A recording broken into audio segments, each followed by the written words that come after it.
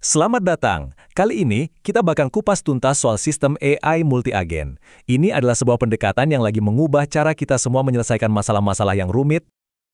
Oke, kita mulai dari skenario yang kayaknya semua orang pernah ngalamin deh, panik di menit-menit terakhir. Waktu udah mepet, stresnya tinggi, dan Anda butuh solusi sekarang juga. Jadi, Anda coba minta tolong sama satu AI canggih. AI-nya kerja keras sih, nyari venue, bandingin dekorasi, nyari catering. Tapi masalahnya, dia ngerjainnya satu persatu secara berurutan. Beberapa jam kemudian, Anda dapat rencananya. Tapi sayangnya, beberapa tempat yang disaranin udah keburu di-booking orang. Rencananya udah basi bahkan sebelum Anda sempat baca. Nah, gimana kalau masalah yang sama kita kasih ke tim AI yang terkoordinasi? Dalam sekejap, berbagai agen spesialis langsung kerja barengan. Satu agen fokus nyari venue, yang lain ngurusin tema, yang ketiga sibuk sama catering. Hasilnya, cuma dalam 7 menit, Anda nggak cuma dapat satu, tapi 3 rencana lengkap dan super kreatif. Tinggal pilih. Bahkan, ada pilihan kuda poni yang didandani jadi unicorn. Keren kan? Dan ini ya, bukan cuma soal ngerencanain pesta aja. Masalah yang sama persis muncul di aplikasi bisnis yang krusial banget. Bayangin deh, penumpang yang lagi panik karena penerbangannya di-delay dan butuh solusi secepat kilat. Anda minta tolong asisten AI tunggal. Setelah 20 detik, dia kasih solusi penerbangan baru dengan transit 14 jam. Padahal ada loh yang lebih baik. Nah, ini dia masalahnya. Model AI tunggal yang serba bisa, seringkali gagal total pas dikasih tugas rumit yang butuh akses ke banyak sistem berbeda. Dan ini bukan salah Anda loh. Anda nggak bisa benerin ini cuma dengan instruksi yang lebih detail. Ini tuh masalah arsitektur yang fundamental. Kita nggak bisa minta satu model jenius buat jadi ahli dalam segala hal di waktu yang bersamaan. Solusinya? Coba deh pikirin kayak dapur restoran yang super sibuk. Anda nggak mungkin kan nyuruh satu koki buat motong bahan, manggang steak, bikin kue, sekaligus nyatet pesanan. Pastinya Anda bagi-bagi kerjaan ke tim spesialis. Kita lihat contohnya di dunia e-commerce. Bayangin ada pelanggan nanya 3 hal sekaligus. Status pesanan, kenapa ada tagihan ganda, sama minta rekomendasi produk. Dalam satu chat, agen tunggal bakal pusing 7 keliling. Tapi buat tim agen, gampang. Masing-masing agen fokus sama tugasnya sendiri-sendiri, jadi semua bisa ditangani dengan rapi. Nah, disinilah keajaibannya. Pendekatan tim ini punya satu keuntungan super yang nggak dimiliki agen tunggal. Kemampuan buat saling cek kerjaan. Mirip kayak teman kantor yang nge-review laporan Anda sebelum dikirim ke bos. Jadi, sistemnya bisa ngoreksi diri sendiri. Gini alurnya, satu agen bikin respons awal.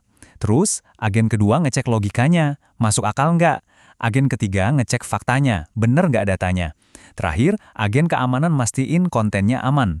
Semua kesalahan ketangkap duluan sebelum sampai ke kita. Hasilnya jadi jauh lebih bisa diandelin. Manfaat lainnya, jelas soal kecepatan. Daripada ngerjain satu tugas gede berurutan, mereka pecah-pecah jadi bagian kecil dan dikerjain barengan secara paralel.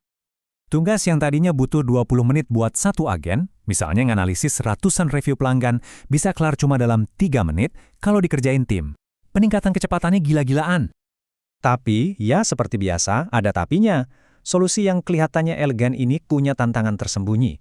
Ngelola timnya itu sendiri, ribet dan mahal.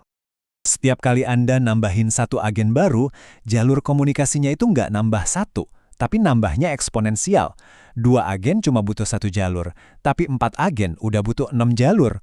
Ngurusin semua interaksi ini, wah cepet banget jadi pusing. Masalah koordinasi ini bukan cuma teori. Di dunia nyata jadinya kayak gini.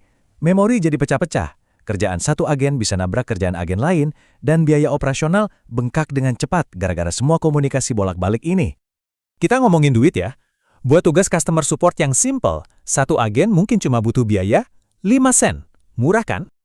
Nah, bandingin sama ini, tugas yang sama persis di sistem multi-agent bisa habis 40 sen. Naik 8 kali lipat. Kenapa? Ya karena semua proses oper-operan kerjaan, bagi-bagi konteks, sama validasi bolak-balik itu makan biaya komputasi. Faktanya, Gartner bahkan ngasih prediksi yang cukup serius. Gara-gara masalah biaya dan keandalan ini, 40% proyek AI berbasis agen katanya bakal dibatalin di tahun 2027. Ini jadi pengingat keras kalau multi-agen itu bukan jawaban buat semua masalah. Oke, terus gimana dong cara nentuinnya? Kapan kita harus pakai sistem multi-agen dan kapan sebaiknya jangan? Mari kita bedah kerangkanya. Sebelum Anda mulai ngebangun, coba jawab dulu 5 pertanyaan penting ini. Jujur ya, pertama, dan ini yang paling penting, masalahnya bisa selesai nggak sih cuma dengan prompt yang lebih bagus? Kalau iya, ya udah, nggak usah dibikin ribet.